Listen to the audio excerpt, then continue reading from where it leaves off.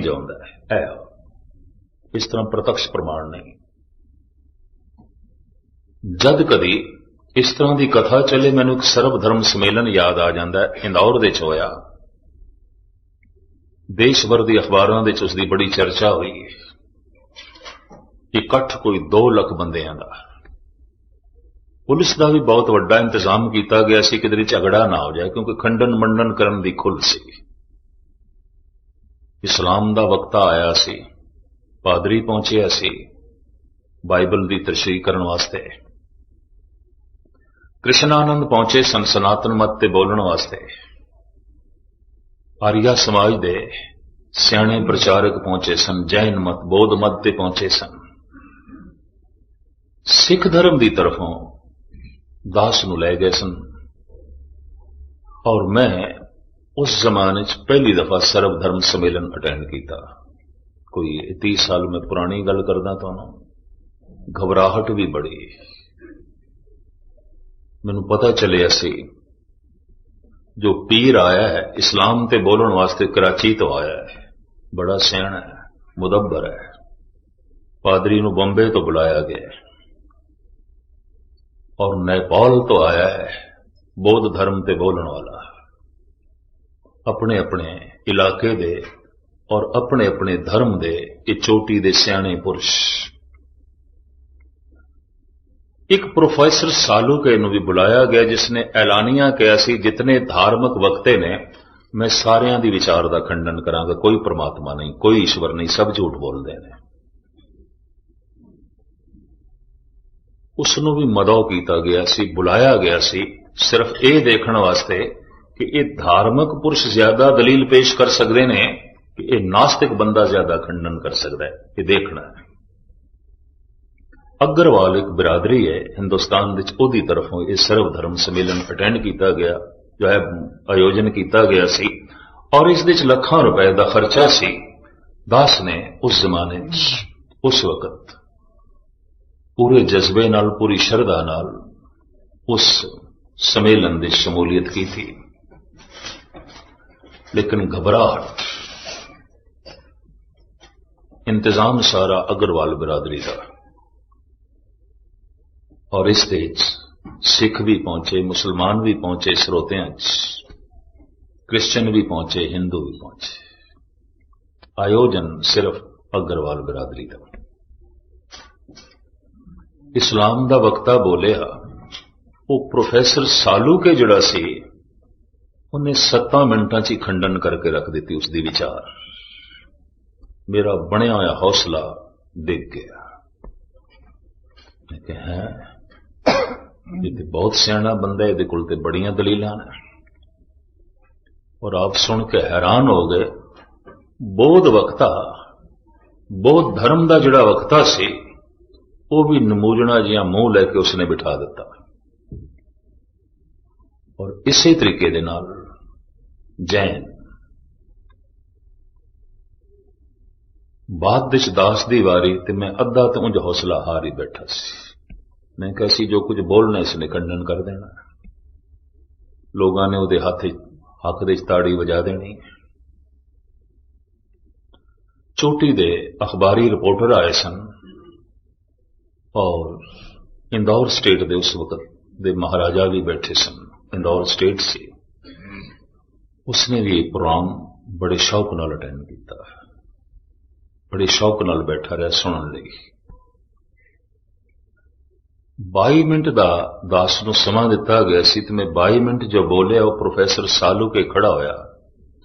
उन्होंने हर वक्ते तो बाद 7 मिनट मिलते सन। उन्हें मैनू आखे, मस्कीन जी जिस परमात्मा की तुसी गल कीती इस नूं वेखिया कदी? मैं कहा नहीं वेखिया। फिर भी तुसी दिन रात उसकी गल करी जांदे तो लोगों नूं सुनाई जांदे। मैं सुनाई जांदे। कहंदे अपना ते लोकां दा पता नहीं कितने घंटियां का समा रोज बर्बाद कर रहे हो, वक्त जाया कर रहे हो। जिन्हों वेखिया नहीं ओदी चर्चा करी जांदे हो, ओदा जिक्र करी जांदे हो, ओदे प्रति दलीलां देई जांदे हो। कहंदे साइंस जो कुछ कहंदी है उसका सबूत मुहैया जो है कर देंदी है। संत लोग जो कुछ कहते ने, ज्ञानी जो कुछ कहते ने, भगत जो कुछ कहते ने, गुरुओं ने जो कुछ आख्या है, सबूत नहीं मुहैया किया, प्रमाण सामने नहीं रखे। और प्रमाण प्रत्यक्ष, मैं उसमें आख्या प्रोफेसर साहब जरूरी तो नहीं कि जो नहीं दिखाई देंदा वो है ही नहीं। हवा नहीं दिखाई देंदी, फुल दिखाई देंदे, महक नहीं दिखाई देंदी, शक्कर दिखाई देंदी है, मिठास नहीं दिखाई देंदी, मिर्चां दिखाई देंदियां, कुड़त्तन नहीं दिखाई देंदी। जे तुसी मैनू आखो कुड़त्तन दिखा तो मैं मिर्च दिखा सकदा, कुड़त्तन ते नहीं। मैं शक्कर दिखा सकदा, मिठास ते नहीं। मैं फुल दिखा सकदा, महक ते नहीं। हस पिया, कहंदा ये प्रमाण बहुत पुराने हो गए, इन्हां दी कोई अहमियत नहीं। कहंदा फुल नूं नेड़े आईए नासका दस देंदी महक है, शक्कर नूं मूंह दे च पाईए जुबान दस देंदी मिठी है, मिर्चां नूं मूंह दे च पाईए जुबान दस देंदी कौड़ी है। जुबान वाहिगुरु वाहिगुरु वाहिगुरु वाहिगुरु जपे, राम राम जपे, क्या पता चल जाता है राम है, वाहिगुरु है, क्या पता चल जाता है। कहंदा मैं थोड़े सामने 2 मिनट करदा, मैनूं कख नहीं पता, पर 1 सेकंड लई जो मैं मूंह दे शक्कर रखा मेरी जुबान मिठी हो जाएगी। यकीन जानो, हालांकि मौसम बहार दा सी, पसीने नाल मेरे कपड़े भिज गए सारे। मैं तो हद करदा पिया, हर गल नूं रद्द करी जांदा है। अंदरों अरदास भी निकली, पातशाह तेरे दर दा वक्ता, तेरी बाणी दी गल करन वाला, कि इस तरह ही बेइज्जती होगी। मैं उसनूं आख्या गल है, एक बेहोश बंदा होवे, बहुत गहरा बेहोश, हो सकता उहदे नक दे नेड़े फुल लै जाइए ते उहनूं महक ना आवे, उसदे मूंह दे शक्कर पाईए तो उसनूं मिठास दा बोध ना होवे, क्योंकि बेहोश है। हस के कहन लगा, मेरे जैसा बंदा थानू बेहोश प्रतीत होंदा है, मेरे जैसा इंसान थानू बेहोश दिखाई देंदा है कि मैं इतने वक्तियां दियां दलीलां नूं रद्द करके रख दिता है और थानू भी बोलण नहीं देंगा। या तो कोई प्रत्यक्ष प्रमाण दे परमात्मा है, कोई प्रत्यक्ष सबूत नहीं, तो ये फिजूल दियां गल्लां ने, अनपढ़ दुनिया दी गल्लां ने, मूर्खां दियां गल्लां ने। मैं कि सवाल ये हुण थानू प्रत्यक्ष प्रमाण चाहिए, सामने सबूत चाहिए।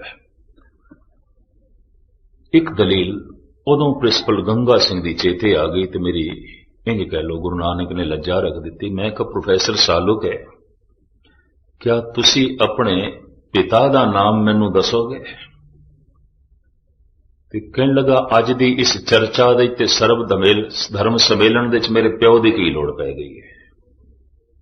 मैं कहा लोड़ पै गई है तां ते मैं पुछदा थोड़े पिता दा की नाम है?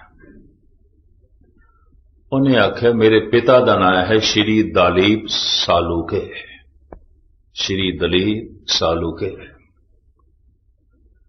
मैं कहा जे मैं शक करा ये तेरा प्यो नहीं है कोई होर है ते फिर आपे तो बाहर होया। मैनू कहन लगा इस 2 लाख दे इकट्ठ दे तुसी इतनी तहजीब तो गिरी हुई गल करोगे और अपने आप को ज्ञानी अखवांदे होया धर्म का प्रचारक अखवांदे होया तहजीब तो गिरी हुई गल करोगे। कहंदा मैं सोच नहीं सकता सी सभ्यता तो थले चले गए, थोड़ी गुफ्तगू थोड़े बोल थले चले गए। मैनू इंज कहन लगा। मैं कहा हद हो गई, मैं तेरे प्यो ते शक करा तू कहना इस सभ्यता तो थले दी गल है, पर तू जगत प्यो ते शक करें, जगत पिता ते शक करें जिसने तेरे प्यो जैसे पता नहीं कितने प्यो पैदा किए ने, तो क्या इस सभ्यता तो थले दी गल नहीं है? क्या ये तहजीब तो थले दी गल नहीं है? मैं शक करदा तू अपने पिता दी होन दा कोई सबूत दे कि यही तेरा प्यो है। तू थोड़ा जिहा होश संभालिया, तेरी मां ने तेनू कह दिता है तेरे पिता ने, ते तू बापू बापू कहना शुरू कर देता, कोई सबूत मंगिया सी मां को? गुरु अर्जन देव जी महाराज दे बोल, पिता का जन्म के जाने पूत, सगल परोई अपने सूद। धन गुरु गोबिंद सिंह जी महाराज दे भी बचन, कहां लगे एव कीट बखाने, महिमा तोर तू ही प्रभ जाने। पिता जन्म ज्यों पूत न पावे, कहां तवन का भेद बतावे। मैं उसनों कह दिता, तू अपने पिता का मैनू सबूत दे दे, मैं तेनों जगत पिता का सबूत देना। इस हक दे ताड़ियां वज गई मेरे, खुशी की लहर दौड़ गई। जिहड़े धार्मिक बंदे सन, जिन्हां दे दिल टुटे हुए सन, प्रोफैसर सालूके दी तर्क करके भी इन खामा-खा तर्क करी जांदा है, मेरा हौसला बन गया। और उस दिन वाकई मैनू प्रत्यक्ष रूप में इंज दिसिया कि कहो नानक सब तेरी वडियाई, कोई नाव न जाने मेरा। तू दलील दे दी है बादशाह, लज्जा रह गई। बाद जब चाह पीण बैठे ना सी सारे वक्ते, उन्होंने एक जगह ते इंतजाम किया सी अग्रवाल बिरादरी ने। सालू के मैनू कहन लगा, मेरी 60 साल की उम्र है, उदों मैं 22-23 साल का होवांगा, वध तो वध 24 साल का। मैनू कहन लगा, मेरा मन हिल गया, तेरे बोलों ने हिला दिता है, मैनू स्टडी करनी पेगी, मैनू नवे सिरे तो अध्ययन करना पेगा। हिला दिता है मेरा हिरदा। मैं कि परमात्मा तेरे हिरदे नू इतना हिलावे और तेरा हिरदा उत्थे जा पहुंचे जिथे परमात्मा दा रस है, उसदी होंद है, उसदा प्रकाश है। इतनी गल उसने स्वयं तस्लीम की थी। हुण मैं अर्ज करा, अगर कोई प्रत्यक्ष प्रमाण परमात्मा दा मंगे तो कोई प्रत्यक्ष प्रमाण नहीं, कोई प्रत्यक्ष सबूत नहीं। साइंस जो कुछ कहती उसका प्रत्यक्ष सबूत देती है। संत जो कहते ने, अवतारी पुरुष जो कहते हैं, कोई प्रत्यक्ष सबूत नहीं। धन गुरु गोबिंद सिंह जी महाराज भी कहते हैं, कहां लगे एव कीट बखाने, महिमा तोर तू ही प्रभ जाने। पिता जन्म ज्यों पूत न पावे, की सबूत है बच्चे को प्यो दी होने का? भरोसा है, विश्वास का रिश्ता है। मां ने कहा ने प्यो नु प्यो करके कह दिता है। जे मां दे कहने ते तू प्यो नु प्यो करके कह सकदा है, ते गुरु दे कहने करके तू रब नु रब करके कह दे। मां नु पता है, गुरु नु पता है, अवतार नु पता है। और गज़ब दी गल यह है, जिसनों पता है वह पता करा नहीं सकता, उस बारे से दी सूचना दे सकता है, चलन दी प्रेरणा दे सकता है, प्रत्यक्ष प्रमाण नहीं दे सकता।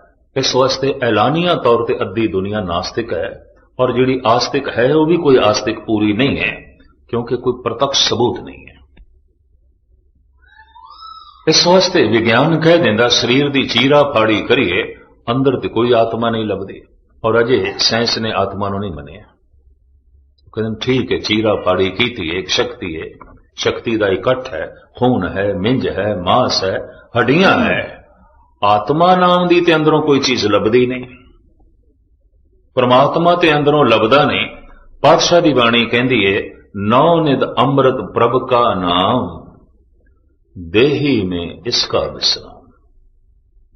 राम नाम रतन कोठड़ी, गढ़ मंदिर एक लुकाने। अंदर है, किवें कढ़िए, इसनूं किवें प्रगट करिए? विज्ञानक ढंग नाल नहीं, धार्मिक ढंग नाल। तो फिर धार्मिक ढंग की है? बस यही अभ्यासियों के अंदर, यही जग्यासुओं के अंदर प्रश्न पैदा हो जाता है, ते नास्तिक लोगों का आखिर ढंग की है, फिर तरीका की है?